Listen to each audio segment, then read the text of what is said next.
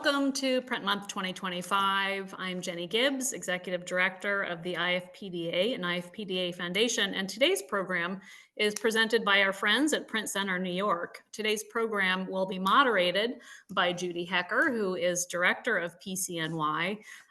The program is offered in conjunction with an exhibition currently on view at PCNY, which we obviously strongly encourage you to see, Printing Black America. This is going to be a very quick intro because we have master printers from 6 studios, including IFPDA members, Graphicstudio, Highpoint Center for Printmaking, and Paulson Fontaine Press, as well as Powerhouse Arts, Mullowney Printing, and Island Press. My friend Judy Hecker, who is director of PCNY, has previously held curatorial positions at MoMA and the Whitney. And with that, I am very happy to turn this over to Judy. Thank you. Wonderful. Jenny, thank you so much. And thank you, as always, for hosting these incredible webinars for our audience across the United States and world even. Welcome, all of you. Welcome to our guest speakers in particular, 6 of the greatest independent print workshops and publishers from West Coast to East Coast. It's a real privilege to have all of you gathered. And over the next hour, you'll hear from each of them and gain insights on the making of what has become, we think, the first collaborative project of its kind. The portfolio, titled Printing Black America, is by the artists and researcher duo William Villalongo and Shraddha Ramani. We won't hear from them today. You'll have other opportunities to hear directly from the artists, in fact, including upcoming program at Print Center, New York on Saturday, November 8th, past programs that have been recorded and are now on YouTube, such as the one earlier this year at Powerhouse Arts. So there are plenty of opportunities to hear directly from the artists. Today, we are focusing on our master printers, our publishers, and pulling back the curtain to talk about how this project came together, how the prints were made. In its simplest form, Printing Black America is a portfolio of 30 prints created across 6 workshops and states, 5 years in the making. In its complex form, it encompasses very extensive research across disciplines on both the national and local levels. And it's about a chain reaction of community support, of nurturing, and of risk-taking among a group of print publishers that recognize the historic nature of the artist's vision.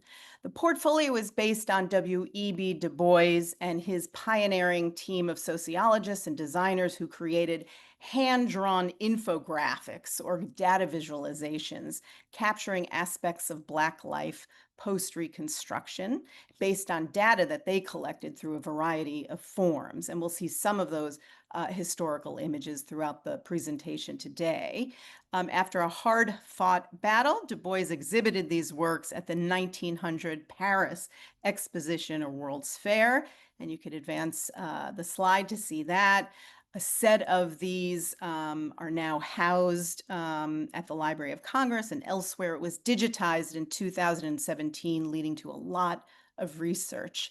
The Paris Exposition brought to life the progress, the challenges of Black people socioeconomically and their participation in science, literature, and the arts.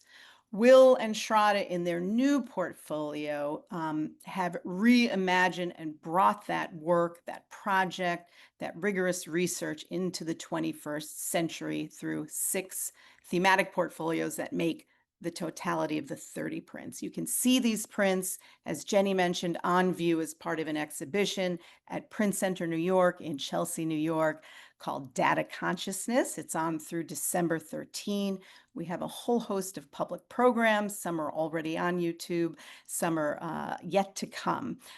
Please come to see the show. You can pre-order the scholarly catalog edited by Tiffany Barber, the curator. And during the Q&A, I'll also drop a link to much more writing about the portfolio in the chat.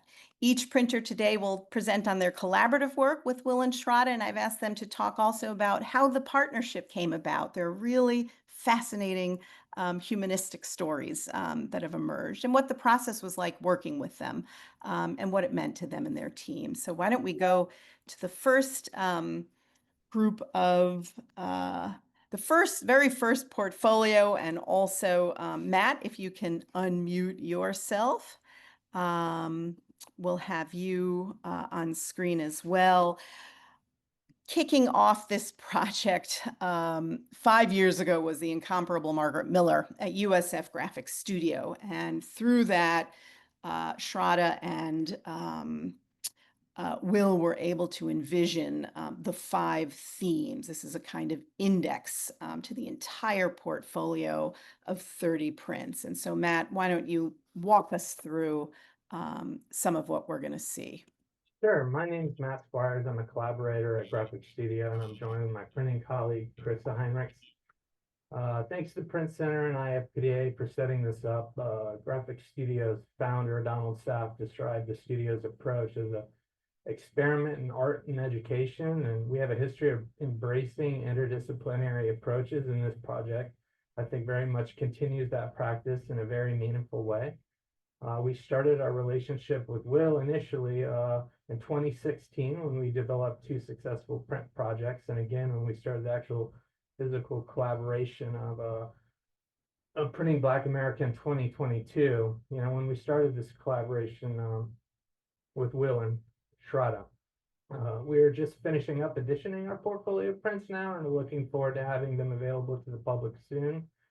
It's been great to get a glimpse of the collaborations from the other print shops as well, and I'm excited to hear the other print partners and their experiences on the project and working with Will and Shraddha. Looking at our collaborative approach on this, really everything we worked on started as a vector file, which provided an architecture or a armature, if you will, for each print. You know, some had data visualizations that relied on very specific sort of volumes and metrics, and other had a looser outline, allowing for more of a experimentation and improvisation with materials or more analog techniques. The initial hope was to try and utilize every print technique, or at least every print technique our shop offers to artists, and it looks like anything that we missed was well executed by another of the print partner shops. So every print did not have the most linear development, and they all had some interesting, unique technical problems to solve. So it's hard to pick just 2 to discuss, but I'd like to talk about the first print we started on, which was Black Migration to the US 1/2, and then hand it over to Krista to talk about the increase of Black population in the United States. Black migration to the US is a good example of this marriage between digitally created structure with several hand-drawn films. It also highlights a sort of technical loop that we developed that happened in a few of these prints, where the evolution required a transition from digital to an analog space, and sometimes several repetitions of that. The base of this 7-color print was built on a vectorized Fuller map projection created by Buckminster Fuller.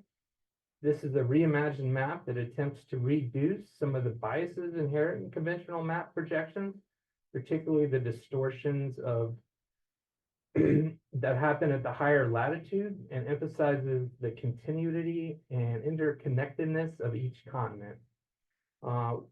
We made a digital print first for reference for Will, and he drew the waves and data points and migration routes on frosted mylar with pencil.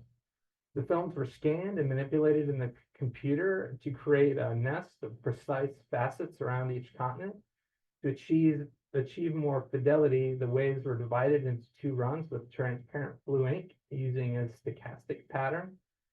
The waves sit on a 3-color blend of white to light blue, and I took several attempts of proofing to get these colors just right for Will, and the orientation of the blend just right. The final approach with subtle blues and tinted whites had a nice feel in relation to the warmer paper that I think most shops use, the Saunders white paper we used, which helped in referencing this sort of aged classroom cartographic world map.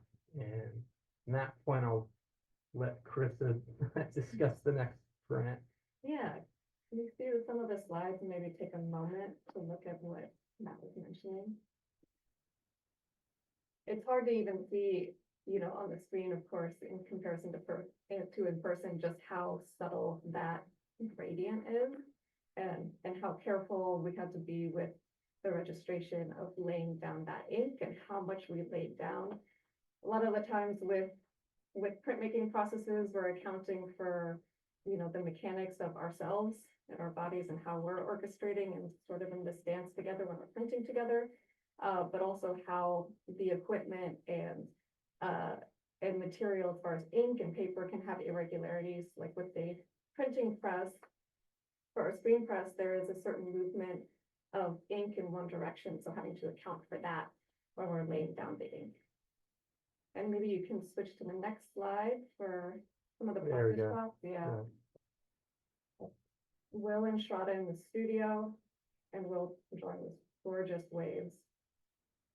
And then next slide.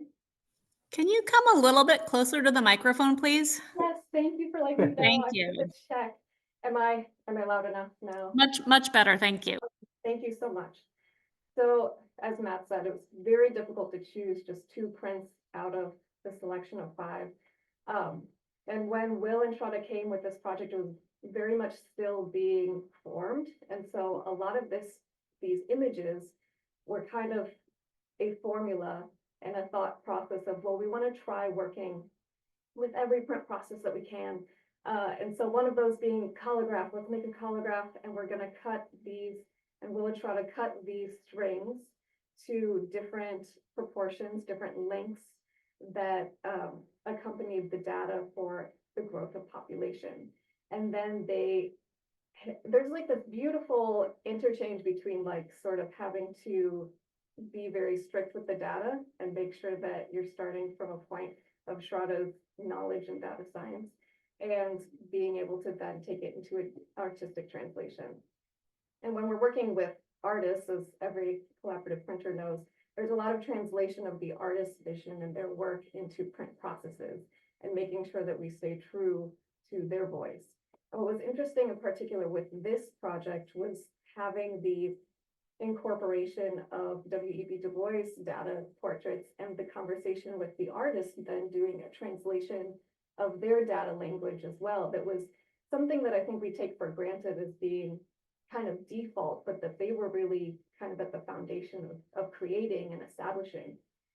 And with this piece in particular, there's an interesting development in the choices of like visual economy that was being used in sort of the simplification of a single monochromatic bar graph that then, with a lot of these data sets, Will and Shraddha were wanting to use and utilize the language that was built in these data portraits by W.E.B. Du Bois, but also then they didn't want it to be like a 1-for-1. There was a development from that data portrait into theirs.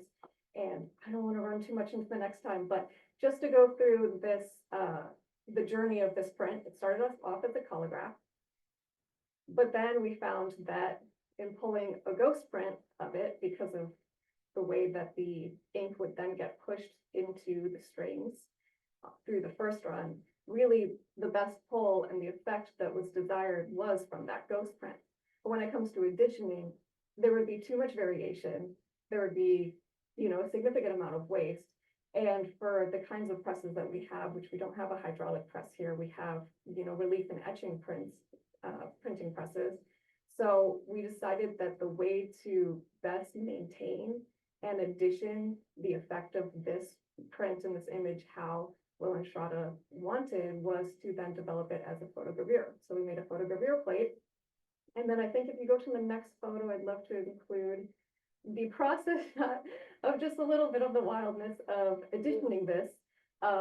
We had wonderful, generous interns in the shop, students who are going through their undergrad degree, their different programs through the arts here at USF.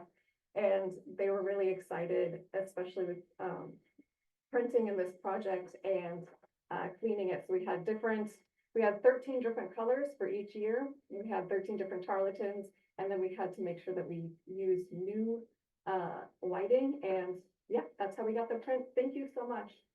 Great. Thank you both so much. Thank you. We've got a lot of printers to move through. We're Yes, going to move please. on next. That was absolutely fantastic. Now we're going to go on to Luther Davis, Powerhouse Arts, who has an interesting opening story, I think, about how he got pulled into the project. Thank you so much. I'm Luther Davis, print shop director and one of the master printers here at Powerhouse Arts. We're located in Gowanus, Brooklyn. We're a fairly new nonprofit art center that focuses on artist collaborative experiences in ceramics, print, wet metal, wood, textile. Yeah, I met William for the first time in Shraddha at Print Center Gala and was sitting next to William, and I don't know, I was eating the salmon, whatever, but between bites, William started telling me about this project, and I was instantly hooked and wanted to be a part of it. And I could see a seed of something that I'd never experienced before. I've been collaborating with artists for 30 years, but never as part of like a group effort like this. So to my colleagues who you're going to hear today, to my best of knowledge, there's never been this many print shops working on this many editions with a single visionary artist, in this case, Shraddha and William. So here you can see our 5 prints, which were broken down into the populations theme. Each of these sets that each of us worked on, each has a theme, and ours is populations. Next slide. Largely what we do here is screen printing, although we have etching and woodcut and photogravure and stone lithography. But really, screen printing is our fastest, quickest way of working with artists. And we really wanted William and Shraddha to see results very quickly. So this particular print that you're looking at now took us a day to complete. I have to count the colors, 1, 2, 3, 4, 5, 6, 7, 8, 9 colors in a braille varnish. And this is the amalgamation of Black population with other races. And so if you can barely see at the bottom, each is color coded by part of the data set for amalgamation. And what was really fun as an observer of this being created is William's painting and Shraddha's commenting on how much of the sphere should be filled with each color and when to stop. And I'd never seen that kind of interaction as collaborative artists working together along with the printers. So it was a entirely new experience collaborating with not only the data. So in print,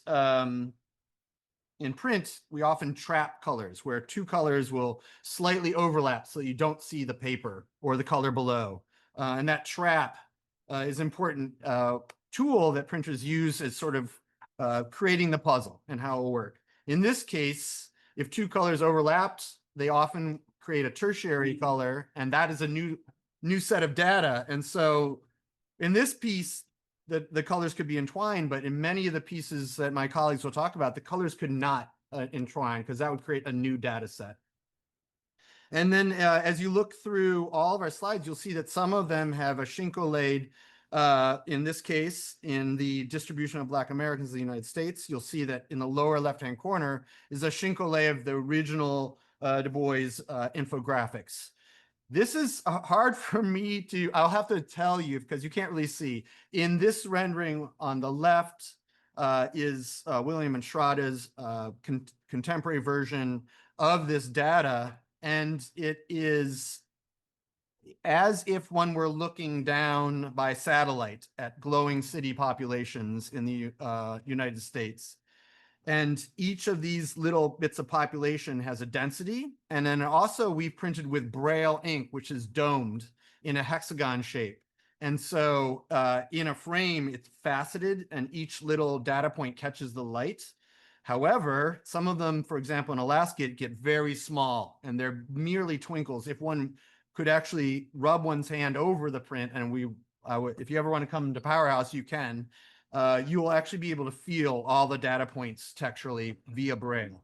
So even in the dark of night, one can feel the densities of the populations. And I really love this approach that they have. This is a particular ink is an ink that's cured with light. And so it goes through a light oven and goes in liquid on the one side and comes out dry on the other, and allows us to build up these effects. Next slide. And here you have the cacophony of our studio with William and Shraddha day one, working out the way that this print would go down. This project was a lot of fun for us in that there were some, you know, all the prints had to be the same size. We started off working on a paper we don't normally working on, Saunders, and fell in love with it. Other printers may not have liked it. We enjoyed it. And it really was really a treat to see William come back, because we're in New York and he can get to New York easily. It was really kind of fun to have him go, and he and Shraddha go out and into the field with the rest of you, and then return. And that informed some of the work that he was doing here. I would say that as one goes to Print Center and looks at all the prints, you'll see all the love and care that each of the shops put in. And it really is a magical experience. I've never seen anything like it. And I wish I could have been present. And that's why I'm so glad you are all here. I wish I could have been present to watch all these other editions being made. I'm going to pass the mic and leave some time for questions. Oh yes, this is our studio. This is the signing on the left at the final days. And you have, if you're familiar with screen printing, this is our exposer on the right. There's a screen exposer, and we have fairly large screens. And it was really fun. You can see that William and Shraddha are pretty excited to get this going there. So that excitement lasted for them throughout the whole project, which I was pretty impressed about. Thank you. Luther, thank you so much. And now we're going to shift time zones. We're going to go to St. Louis, where Island Press is located, and welcome Tom Reed to talk about the set of 5 prints created there. Hi there, I'm Tom Reed. I'm the collaborative printer at Island Press. Yeah, I think a great place to start with this is talking about how we joined into this project. And we participate in the Ink Fair in Miami every year. And one winter we were right next to Graphicstudio.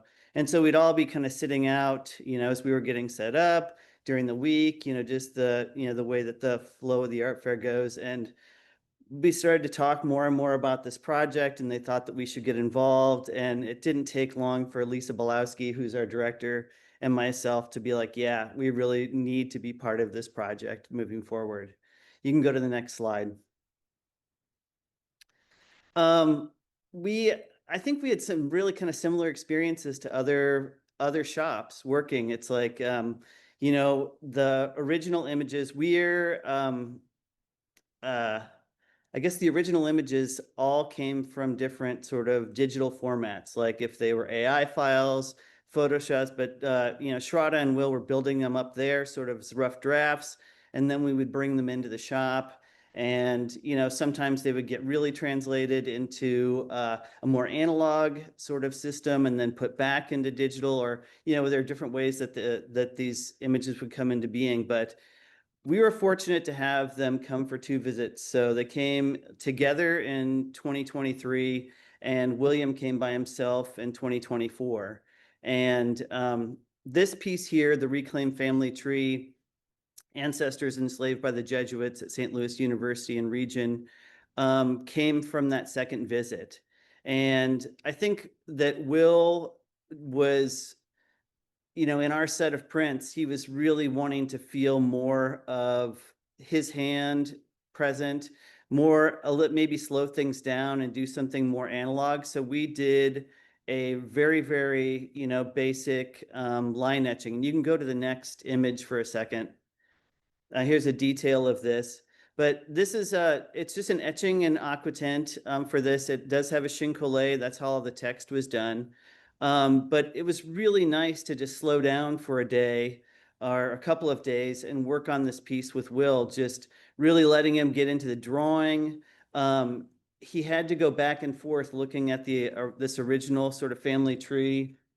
I can hold up right here, and that had all the original names on it, and develop that drawing in the same, you know, in the same way. So it's a cross section of a tree, which I think is unusual. So it's almost like a root system, but it's also branches.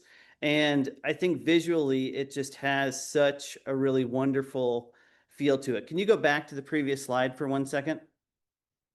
So having seen that detail, this print, just as a little sort of technical breakdown, is It's an etching with Chincolay, and the Chincolay is we digitally printed all of those names and information onto the collé.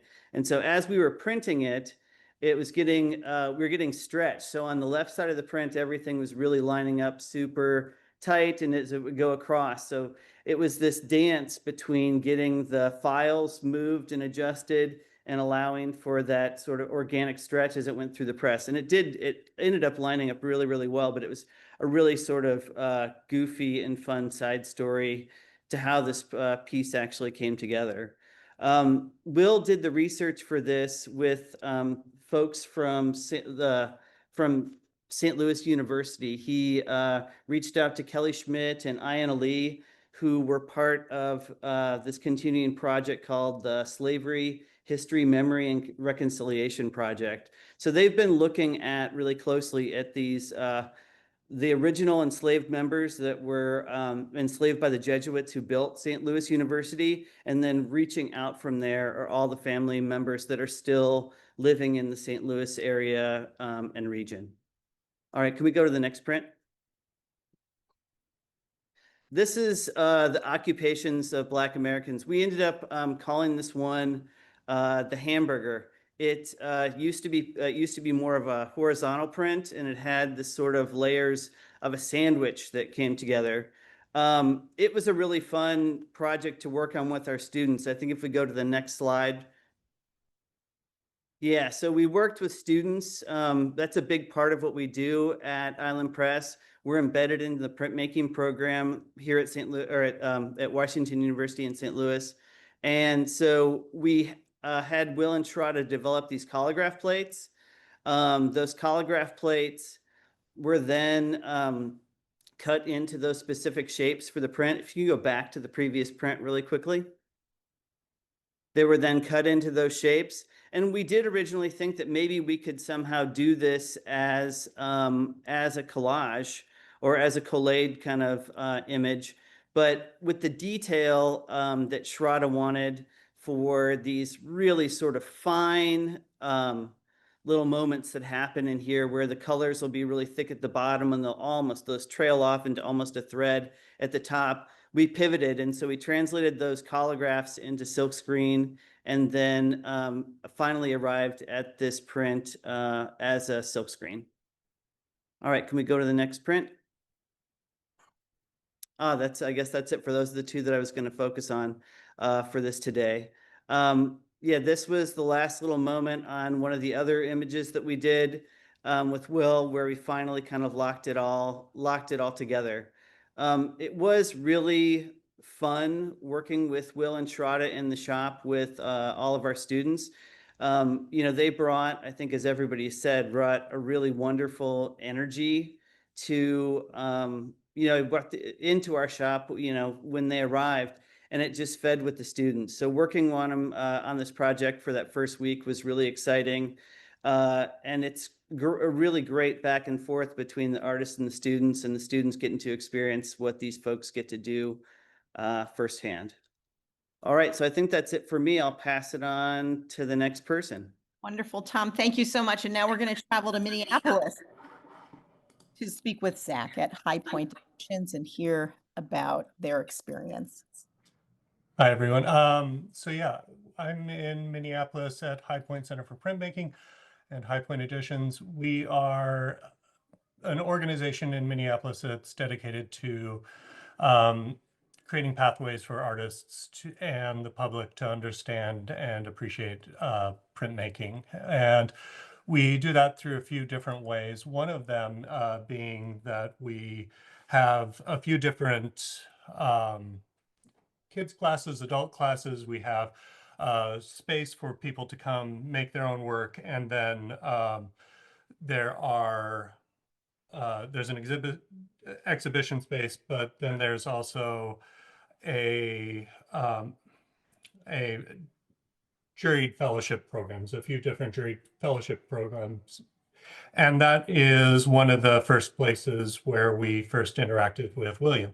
He had come to jury a fellowship program, and while he was here, he was talking about this project, and we were getting really excited about the idea of it, how it ties together community, and what that means for BIPOC communities, and conveying the data that that they're kind of emulating toward. And anyway, so he came here last year, started almost exactly a year ago, working on the 5 images that you see here. We started with the spiral image that's in the top center, and that had started as one idea that was wood grain, and we ended up turning that into a different, using the wood grain for a different image entirely. So if we move on to the next slide, that is for the debt and asset ratios of US families by race and ethnicity. And we really were playing a lot with the layering of multiple runs of these thin washes of blends, this like layer after layer of relief, and building that up on top of these collade. I actually have one here where we would take these pieces of Gompi that we're printing lithographically, gluing that onto our backing sheets, and then printing the relief on top of that. And I remember one of the other printers that's here actually really enjoying the look of the relief, which they had never thought that they were going to ever love relief, because they're such strong lithographers and everything is about lithography with them. But it was just a joy to really play with how far we could really push the embossment and how far we could push what is getting conveyed in that. You can see how William is echoing the money bag symbols that are in the Du Bois original of plate 18, and how they had really started playing with those, sorry, I'm nervous, those pictographic money bags. And if we move on to the next slide, I think that shows them actually working on painting those thin washes of color. And the studio assistant and one of the other printers in the back, we had laser cut all of these blocks that we then were printing with these runs.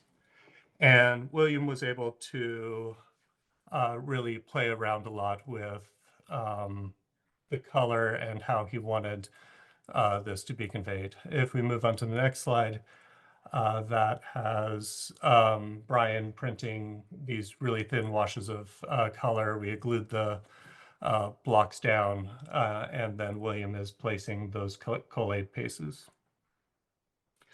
If we move to the next image, the other piece that was really important to me was this one, because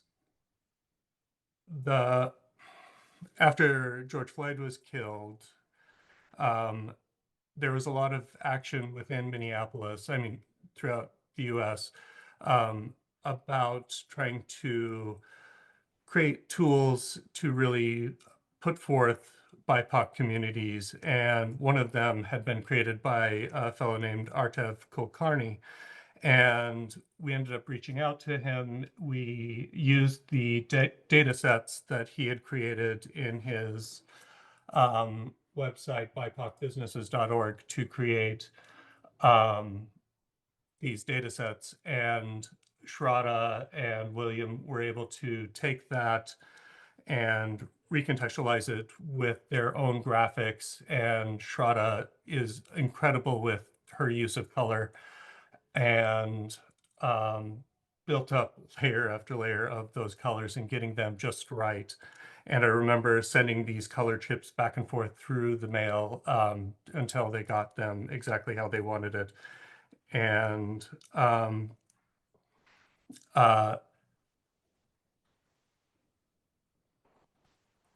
they used it to honor and promote those businesses in the Twin Cities and really depict the density of those various business types in the Twin Cities. Let's look at the detail, the next slide. I think that switches us over to Mullowney. But yeah, there's just a lot of detail in it. It ends up having, you can barely see it in here, but there's a really faint grid and river line for Minneapolis and the St. Paul area, and really tries to emphasize those BIPOC businesses within the Twin Cities. And I think at this point I should hand it off to Mullowney.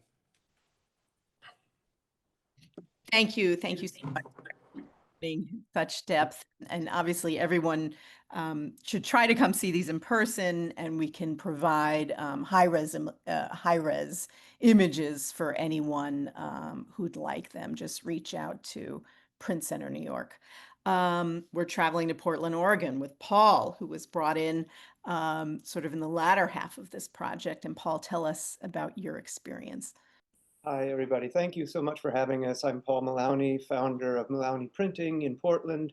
This is my business partner and co-owner, Harry Schneider. We're super privileged and honored to be in this group of extraordinary print shops. So thank you so much. And thank you for Print Center and for everything you're doing. It came to us sort of late, about this time last year. I think we owe it to Zach, who reached out and said, hey, there's this thing going on, and what do you think about participating? And we said that would be fantastic. And with the help of Jen at Print Center New York, everything came together. So our project happened very quickly, and Shraddha and Will were in the studio for about 5 days. And again, as Graphicstudio pointed out, we try to bring everything we do to the projects, which is primarily our main thing is etching, but we also have hydraulic press. We do plate litho on our offset press, monotypes, and photogravure. Next slide, please. So this one was a very challenging print. Going back to what Luther said, we struggled with the paper that other people were using. So we ended up going to other papers. This one's on Somerset. It's the National Mall at the March on Washington in 1963. The photograph in the background is we decided to make it as a photogravure, copper plate photogravure. And so the plates, it's a bleed print. So it's what, 28 by 22. 22 by 28. It's a large plate. The image was challenging because it was originally a half-tone photo from a newspaper or something. And so it was really challenging to etch a plate that size. We had a few iterations till we got it the way we liked it. And then it was still a little bit too, it stood out just a little bit too much. It was a little too contrasty. So we printed it first, and then we shinkolayed a piece of very thin Gampi over the top of it, so we pushed it back. Those black images there are soft ground. Well, a combination of soft ground and aqua tint. Will worked very hard to get his hand into the mark making, and we started out with beautiful soft ground, but it was just a little too subtle. So we etched it again with more soft ground, just squiggly marks, and then put an aqua tint over it, and finally got it to a deep black, but the slide doesn't show it. Some of the image is coming through from underneath. And so what the Gampi does, the Shinkolay, is it allows those beautiful delicate blacks in the soft ground and aqua tint to come out. Then we have the challenge of the lines on top of and butting up to the imagery. We decided to screen print those. Especially the white is very challenging in etching to get a opaque white. So we decided to screen print all of those, the blue, red, and white. And in all cases for us, the text of the graphs is printed by plate lithography on our offset press. Next slide, please. Yeah, and so like Paul was saying, my name is Harry Schneider, but one of the things that we like to utilize a lot in our studio here is different Japanese and East Asian papers. We like to manipulate those papers in different printing forms with collage and shinkale. And so for this print here, the blue, the yellow, and the red are all printed separately on different kozos and different colored gampis, and then they are collaged back onto the paper, which is then printed in with a plate litho. And so one of the really neat things about having William and Shraddha in the studio is, you know, being able to kind of showcase what we like to bring to the table and what they like to bring to the table too, especially with the data and how those kind of coalesce into creating this suite of 5 prints that we had them in for. Yeah, it's a challenging, especially with the collages. It's challenging, but it's also really rewarding when you see them get printed and at this size as well. Next slide, please. This is a view of our studio. Like Paul was saying, we work on an old offset litho press, but what's really kind of neat about some of the things that we can do with that press is we can kind of mix and match media, I think, quite well, and also with different variants. This is a studio shot from a little bit later in the summer, but if you look in the background, you can see the images that we're working on with Will and Shraddha as we continue to proof and edition them. One of the images that was in the beginning but wasn't showcased for us was the Puerto Rico education one. And one of those, what we did with that is, again, we print on a really kind of delicate East Asian paper, and then we actually cut out those elements much like the previous print, and then we collage or shinkale those onto our Western paper.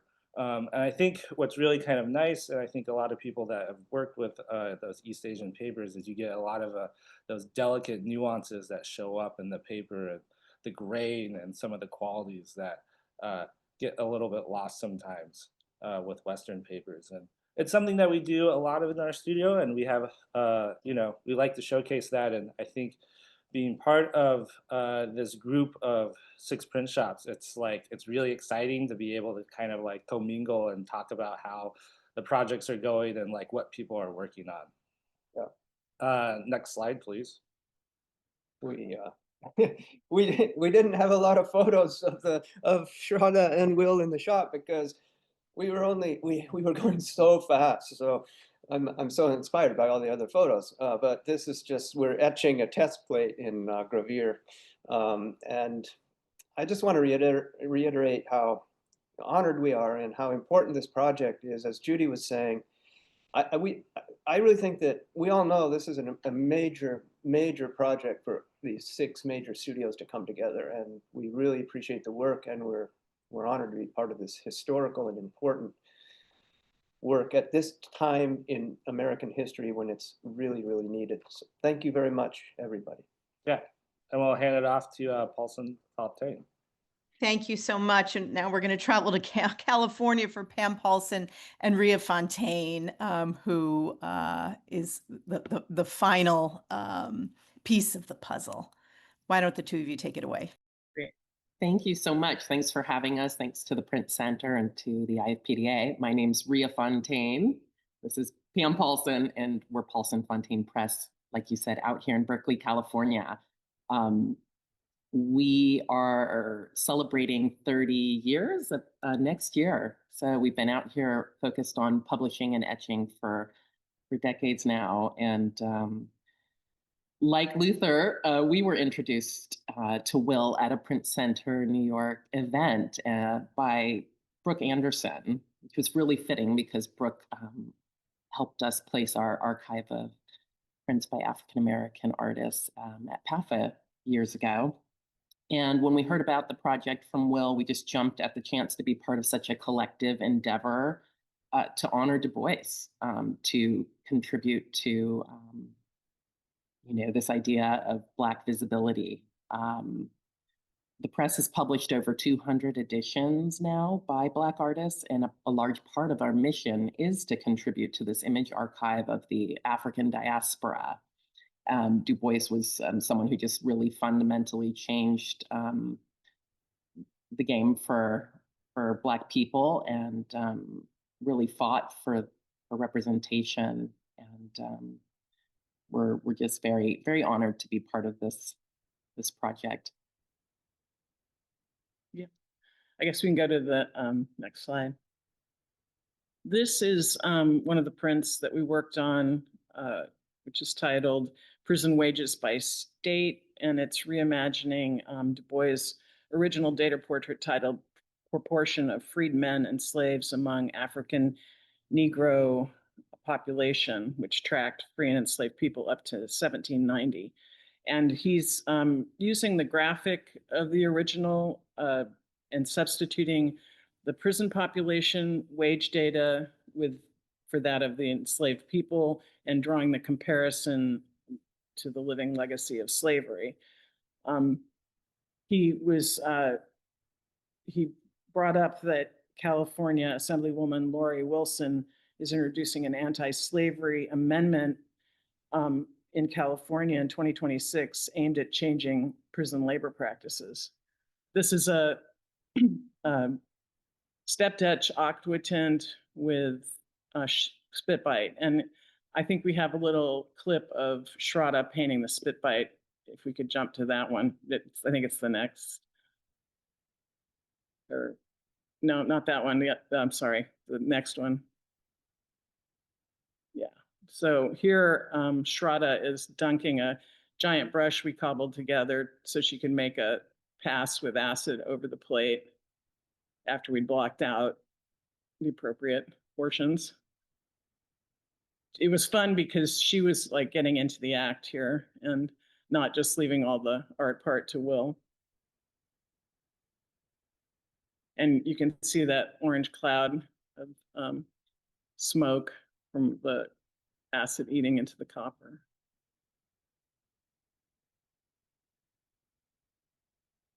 So that was kind of straightforward. And the other print that we worked on was, if you go back to the flag slide.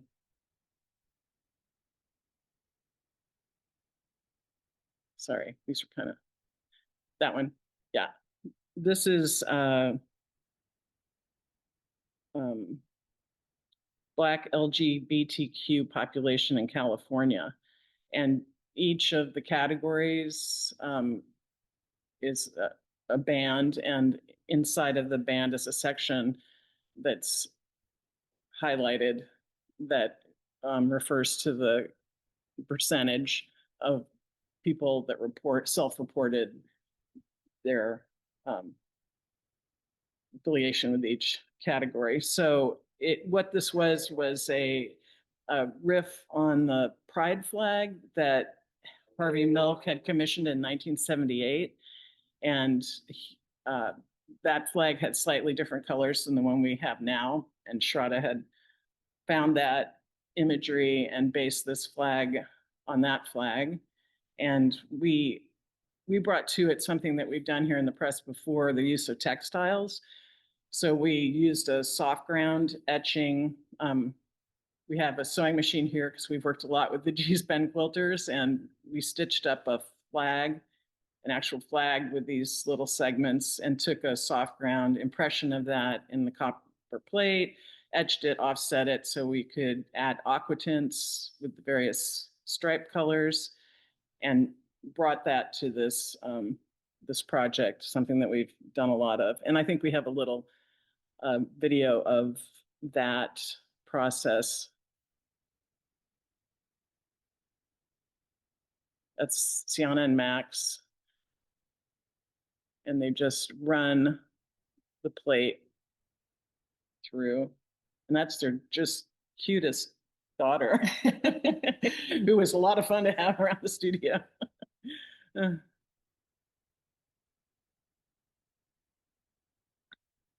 So these guys are like pulling off some tissue paper, and there's the flag that we stitched. And you can see the seams. They're pulling it off the soft ground. And you can see that the ground is pulled off and the copper exposed. So when it's etched in acid, you get the full texture of the fabric. And that's pretty much, the only thing I wanted to say about that is that the data in that print is reparative, because Du Bois didn't include data about this kind of community in his original data set. And our project also happened rather quickly. They came in June and spent 5 days in the studio. And we, basically did a print a day, though some were more difficult. William did a lot of drawing, and it pretty much took 4 days of drawing to get one of the prints that you can see. It was a soft ground drawing. And yeah, and we're done. Pam and Rhea, thank you. Thank you so much. And I hope all of you out there have a sense of just the complexity, the sensitivity, the years of research that have gone into this project. We're still wrapping our own heads around it at Print Center New York as we take groups through for tours and exhibitions. And I think it's, in a way, Will and Shraddha have been steeped in this for so many years. To them, this is a kind of not an end point, but really like the apex. Having this on view, to me, I think it's very much the beginning of the story of this project. We are so honored and privileged to be able to launch it at Print Center New York in the context of an exhibition that includes 4 other artists. We had some questions, and I want to make sure if anyone else has questions, they should pop them into the Q&A or into the chat. But there was a question about how is it distributed, how is it sold? And I think this is really important. We don't sell it at Print Center New York. We are a nonprofit, so we're a platform for artists, for printers, for curators. So we are the conduit and the catalyst. It is available, importantly, for sale by all of these printer publishers that you see here today. It is available through each of them in its entirety, and it's also available in the mini portfolios that each of them have published. So you all should be encouraged to reach out to them. You should speak with museums and organizations in your area to get them excited about the idea of collecting this. It's the kind of project that speaks across disciplines. It's exceedingly complex and academic in nature. It's also very artistic, obviously. There are so many different ways to approach it, and it would be wonderful to see it land in as many institutions and collectors' hands as possible. There is going to be a tour beginning in 2027. Art Bridges is sponsoring a national tour. So this project will pop up, possibly in a city near you. The tour is being finalized. But I do encourage you to reach out.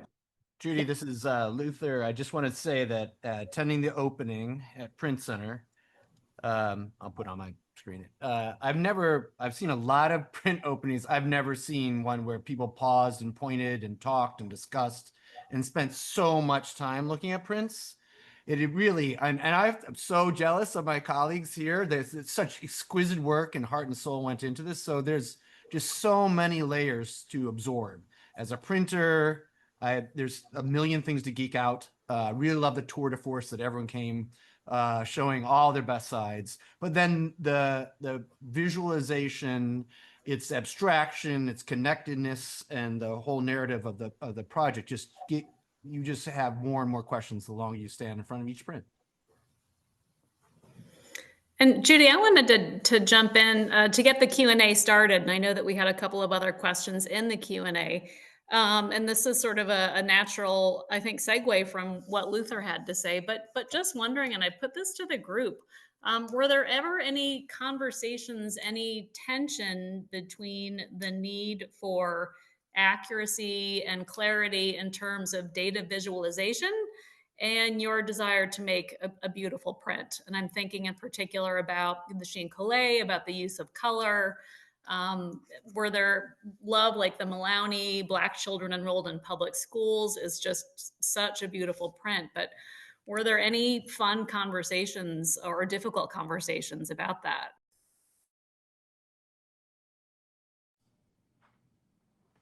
I can speak a little bit toward this. I know and Luther talked a little bit about this earlier, like a lot of the images couldn't have trapping because that's a separate piece of data that William and Shraddha didn't want.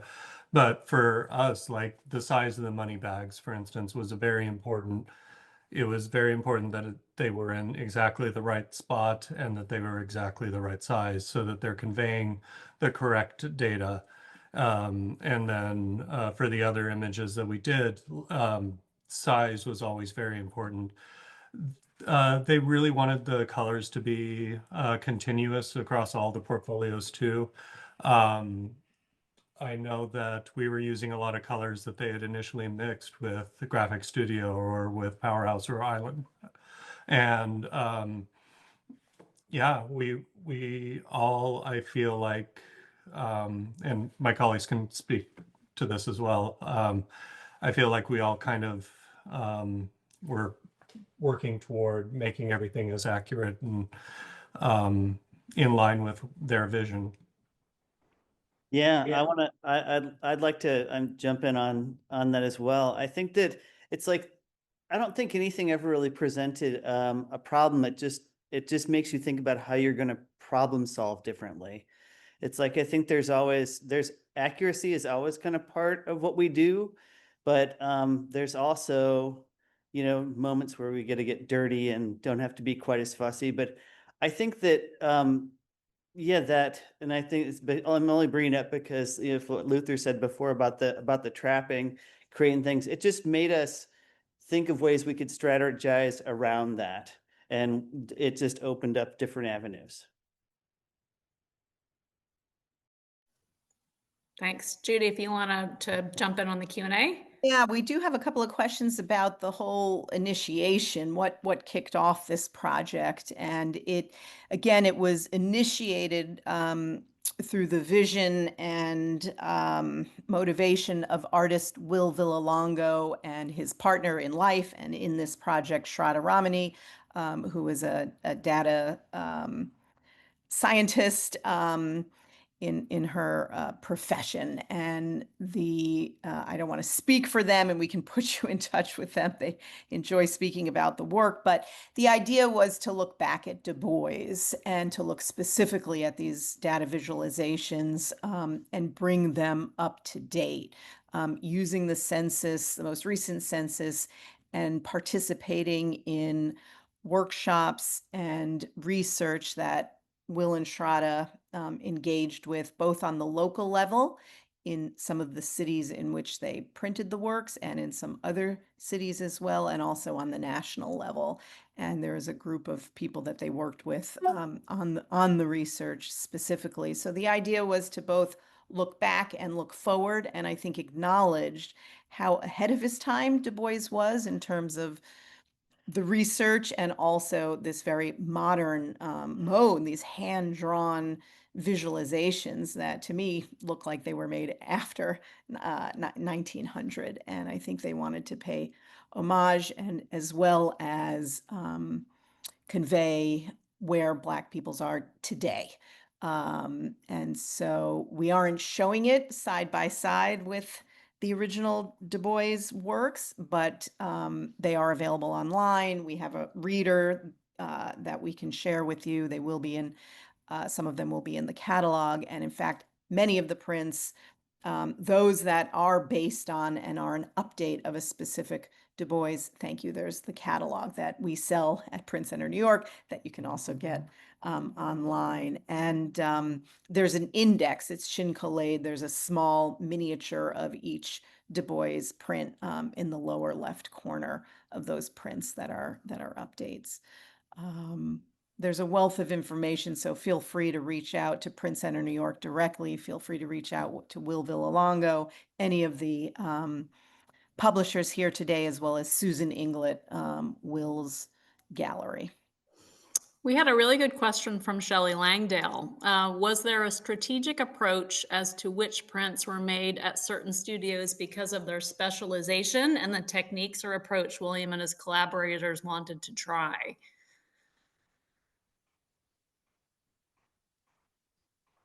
I'm going to let some of the printers jump in on this one. I think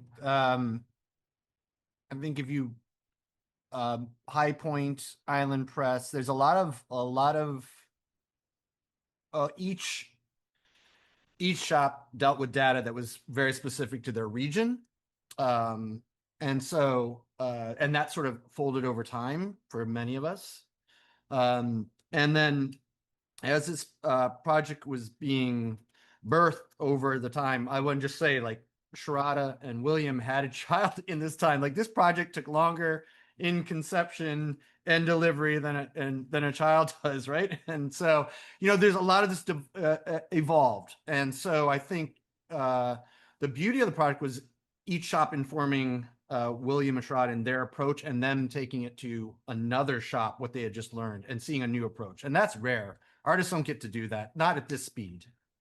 I'm surprised that they weren't completely confused by that, since we all work so differently and yet the same. But in my experience with them, what we did as a shop, they didn't do certain images for that. We just found ways in the way we work to make the images they wanted to make. So, which is pretty typical of our process with artists.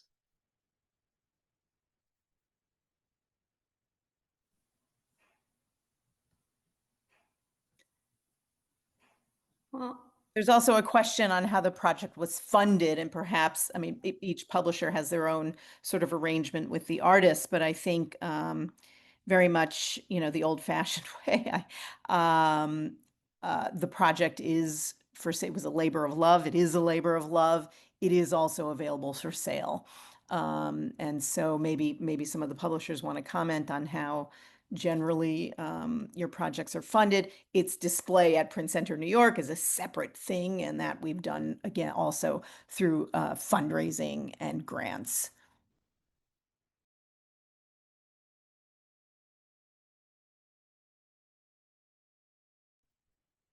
With all of the artists that we publish, we're taking the risk to make the work. So it's all privately funded by Pam and myself, and with the hope that the sale of prints will cover our costs, and we pay all of our artists a percentage of that net over time, quarterly.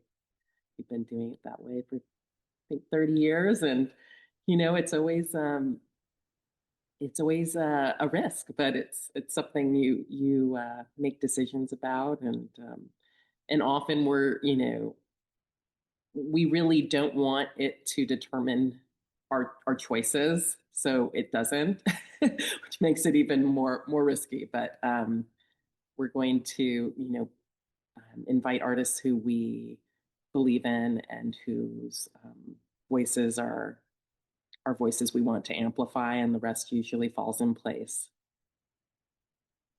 I want to say that yes, all publication is a risk, but one of the true joys of this project was working with all of the print shops across the country, and we had one singular meeting that was standout in that we all joined in to make some critical decisions about how this would go, and I even get goosebumps to this day thinking about how we were all in unison, seconding each other's amendments, if you will, because as printers we had such a belief in this project, and we as printers we want the easiest outcome.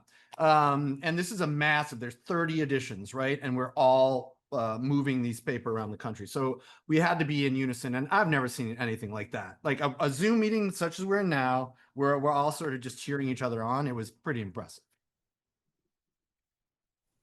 Yeah, I mean, it is. And I think everybody said this in different ways, but it's really been an honor to be part of this project with Will and Shraddha, but also with all of these great shops. I mean, I just look around at the screen right now, and I'm just kind of in disbelief that it happened, but at the same time, totally get why it happened, because Will and Shraddha are just really amazing people to work with, and really sold this idea.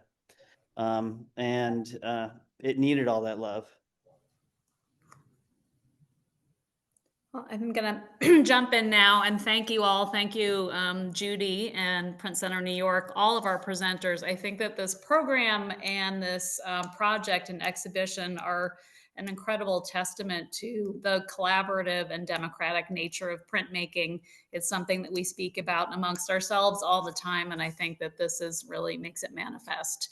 I hope that you can join us on Wednesday for our next webinar, which will be John Wilson, Visions of a Printmaker, presented by Jennifer Farrell, curator from the Met, and her co-curator of that exhibition, Leslie King Hammond. And that, of course, is a program presented in conjunction with the Met's show, Witnessing Humanity, the Art of John Wilson. We'll see you all on Wednesday at noon Eastern. Thanks, everyone.